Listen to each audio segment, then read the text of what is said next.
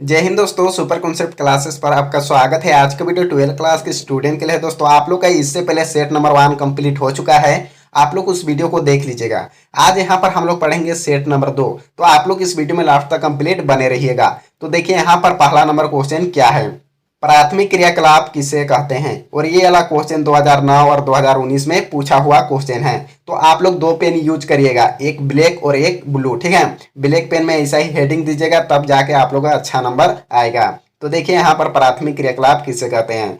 प्राथमिक क्रियाकलाप वह क्रियाकलाप है जिनमें प्राकृतिक संसाधनों का सीधा उपयोग कर मनुष्य अपनी आवश्यकताओं की पूर्ति करता है। इनका सीधा संबंध प्राकृतिक वातावरण से है, जैसे वनों से, खाद्य संग्रह, आखेट, पशुपालन, मछली पकड़ना तथा उपजाऊ भाग में कृषि कार्य। यानी ये सभी क्या है, प्राथमिक क्रियाकलाप के अंतर्गत आता है, ठीक है। जो भी प्रकृति के द्वारा दिया हुआ है उसको मनुष्य अपनी आवश्यकताओं के लिए पूर्ति करता है, ठीक है।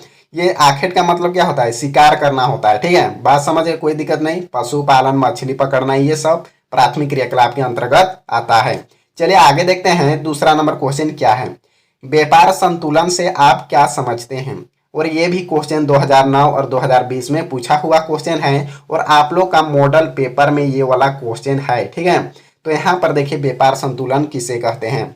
दो या दो से अधिक देशों के मध्य निश्चित समय में होने वाले आयात निर्यात के अंतर को व्यापार संतुलन कहा जाता है, ठीक है। या फिर व्यापार शेष कहते हैं, यानी दो देश, ठीक है। मान के चलो ये भारत है, ये अमेरिका है, तो ये दोनों देश के बीच जो आयात निर्यात होता है, वस्तुओं का लेन देन होता है, तो उसी को व्यापार संतुलन कहते हैं। बात समझ गए, कोई दिक्कत नहीं। चलिए आगे देखते हैं 3 नंबर क्वेश्चन क्या है। नगर एवं महानगर की परिभाषा दे। यानी नगर किसे कहते हैं, महानगर किसे कहते हैं। तो देखिए यहाँ पर नगर किसे कहते हैं, 1 लाख से अधिक जनसंख्या वाले नगरीय केंद्र को नगर कहते हैं। जहां पर भी जिन भी क्षेत्र पर 1 लाख से अधिक जनसंख्या हो उसे क्या कहते हैं, नगर कहते हैं। अब महानगर किसे कहते हैं, यहाँ पर देखिए एक ऐसा नगर अथवा नगरों का समूह जिसकी जनसंख्या 50 लाख से अधिक हो महानगर कहलाता है। यानी जिन क्षेत्र पर 50 लाख से अधिक हो जनसंख्या उसको क्या कहेंगे, महानगर कहेंगे। बात समझ गए, कोई दिक्कत नहीं। चलिए आगे देखते हैं 4 नंबर क्वेश्चन क्या है। लिंग अनुपात किसे कहते हैं। और ये भी क्वेश्चन 2014, 16, 19 में पूछा हुआ क्वेश्चन है। तो लिंग अनुपात किसे कहते हैं, यहाँ पर देखें प्रति 1000 पुरुषों पर स्त्रियों की संख्या को लिंग अनुपात कहा जाता है।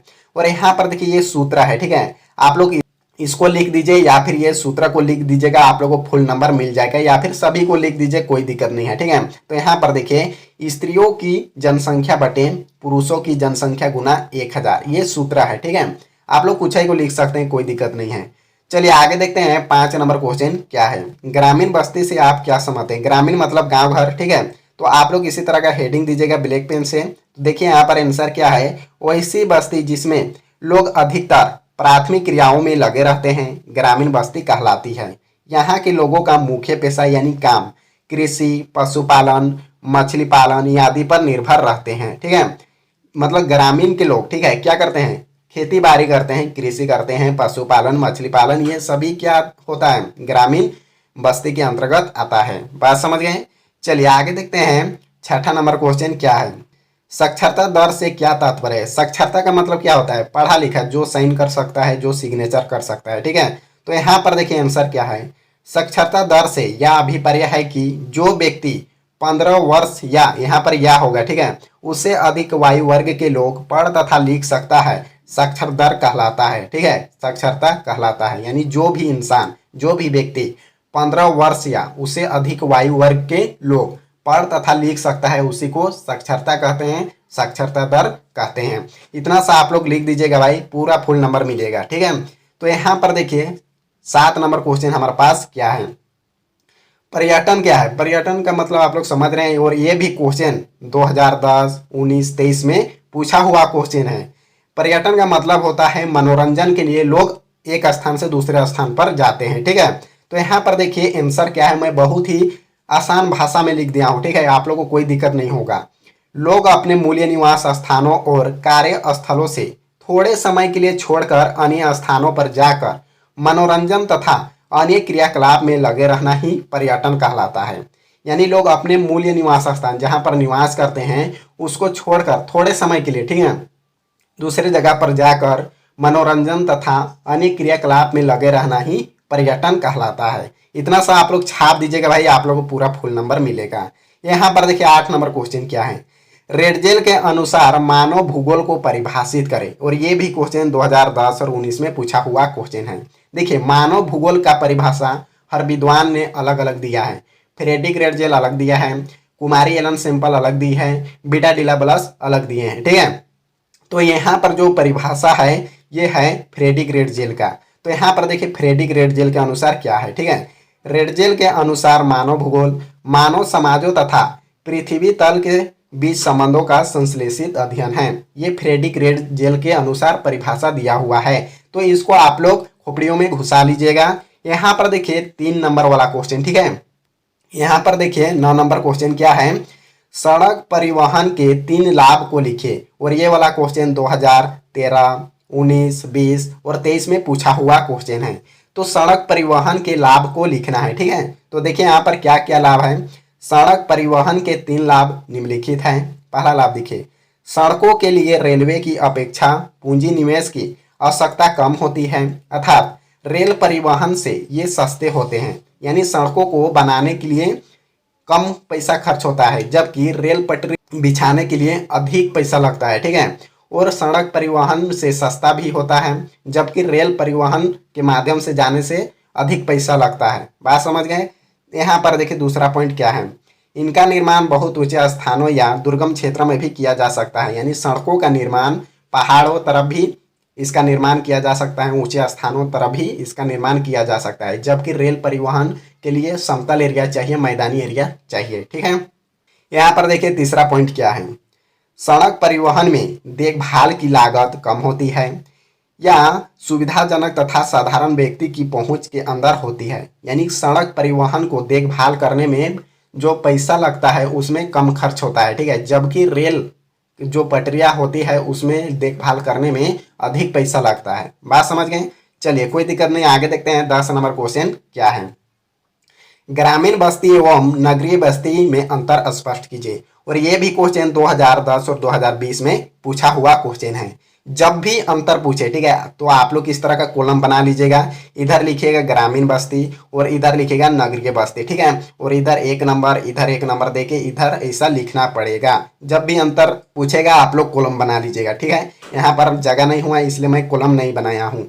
तो यहाँ पर देखिए मैं सभी को अलग अलग लिख दिया हूँ। यहाँ पर देखिए क्या है, ग्रामीण बस्ती एवं नगरीय बस्ती में निम्नलिखित अंतर है। तो देखिए यहाँ पर ग्रामीण बस्ती क्या है, ठीक है, आप लोग कॉलम बना लीजिएगा। तो यहाँ पर देखिए ग्रामीण बस्ती में क्या है, पहला पॉइंट देखिए क्या है, यहाँ लोग मुख्यतः कृषि तथा पशुपालन पर निर्भर करते हैं। बिल्कुल सही है, ठीक है, ग्रामीण के लोग पशुपालन कृषि पर निर्भर करते हैं। दूसरा पॉइंट देखिए, इन लोगों की क्रियाएं ग्राम से बाहर तक फैली होती है। बिल्कुल सही है। इन बस्तियों का आकार छोटा होता है, यानी गांव यानी ग्रामीण बस्ती क्या होता है, छोटा होता है, जबकि शहर यानी नगरीय बड़ा होता है, ठीक है। यहाँ पर देखिए चौथा पॉइंट क्या है, आधुनिक सुविधाएं कम होती है। यानी ग्रामीण में आधुनिक सुविधाएं कम होती है।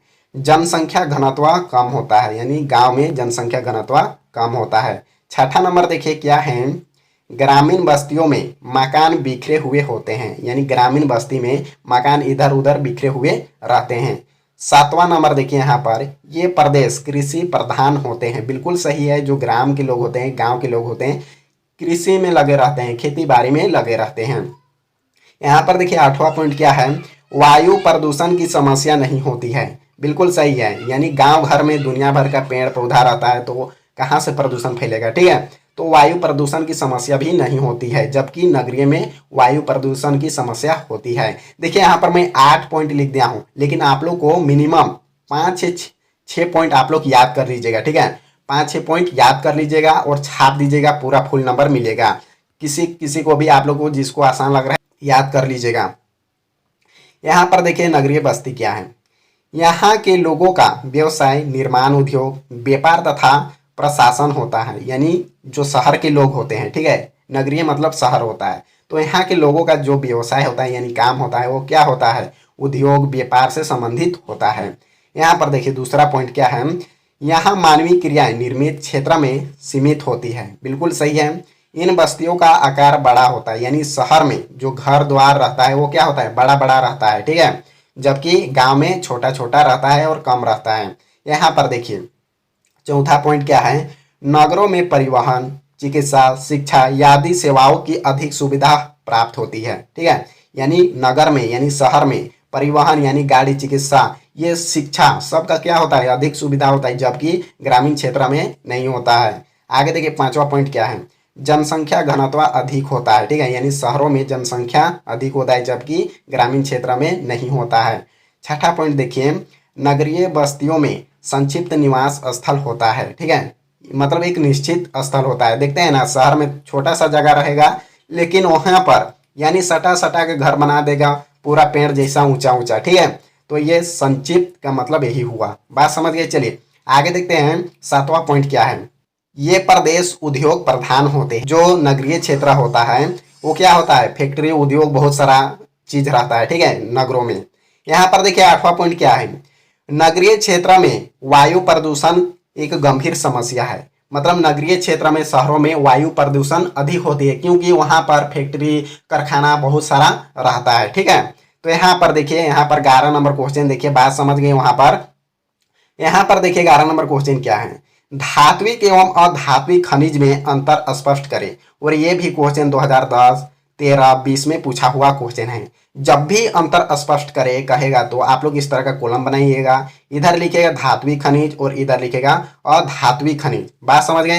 तो यहाँ पर मैं अलग अलग बना दिया हूँ, बहुत ही आसान है। देखिए यहाँ पर धात्विक खनिज किसे कहते हैं, धात्विक खनिज ऐसे खनिज पदार्थ हैं जिनमें गलाने से विभिन्न धातुओं की प्राप्ति होती है। यानी धात्विक खनिज ऐसे खनिज पदार्थ है जिसको गलाने से विभिन्न यानी अलग अलग धातुओं की प्राप्ति होती है, ठीक है। यहाँ पर देखिए दूसरा पॉइंट क्या है, लोहा, तांबा, बॉक्साइट धात्विक खनिज है। ये क्या है, धात्विक खनिज का उदाहरण है, ठीक है। दूसरा पॉइंट इतना सा आप लोग पूरा लिखिएगा, ठीक है, पूरा फुल नंबर मिलेगा। तीसरा पॉइंट देखिए, ये खनिज प्राय आग्नेय चट्टानों में पाए जाते हैं। यानी जो धात्विक खनिज होता है वो कहाँ पाए जाते हैं, आग्नेय चट्टान में पाए जाते हैं। चौथा पॉइंट देखिए, इन्हें दोबारा पिघला कर भी प्रयोग किया जा सकता है। यानी धात्विक खनिज को दोबारा पिघला कर भी प्रयोग किया जा सकता है, ठीक है। यहाँ पर देखिए अधात्विक खनिज में क्या है, अधात्विक खनिज का देखिए, अधात्विक खनिजों को गलाने से किसी भी धातु की प्राप्ति नहीं होती है। यानी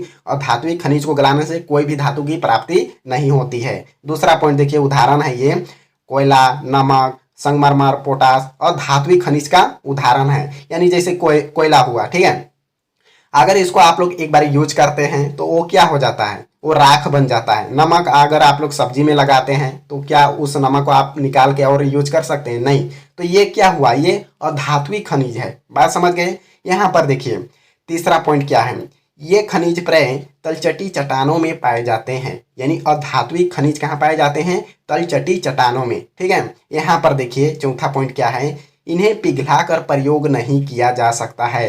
यानी अधात्विक खनिज को पिघलाकर दोबारा प्रयोग नहीं किया जा सकता है, ठीक है। यानी इसको पिघलावे नहीं करते हैं। बात समझ गए। अधात्विक खनिज को पिघलाया नहीं जाता है, ठीक, कोई खनिज नहीं पाया जाता है, इसलिए अधात्विक खनिज को किसी भी प्रकार का कोई पिघलाया नहीं जाता है। बात समझ गए। ये वीडियो को ज्यादा से ज्यादा अपने दोस्तों के पास शेयर करें और चैनल पर नए हैं तो चैनल को भी सब्सक्राइब कर लीजिए। तो अगले वीडियो में मिलते हैं। जय हिंद, जय भारत।